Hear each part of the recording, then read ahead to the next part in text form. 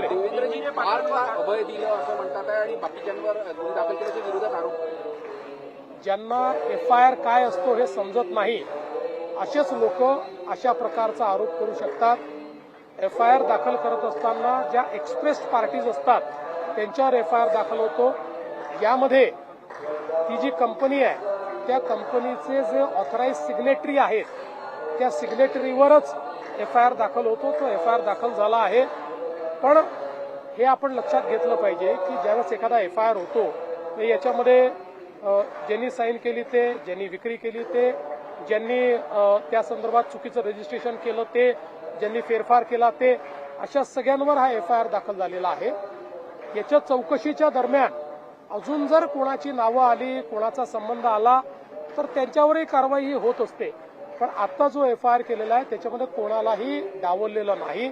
नियमानुसार authorise signatory, नियमानुसार power of attorney holder हे FIRचे जबाबदार असतात, त्यांना जबाबदार धरलेला आहे. संपूर्ण जो करार झाला त्याच्यात शीतल तेजवानी एक नाव होतं, पण करार रद्द देण्यात झाला त्याच्यात शीतल तेजवानी हे नाव नाही. ते मी आता बघितलेलं नाहीये. ते बघितल्यानंतर मी सांगू शकतो.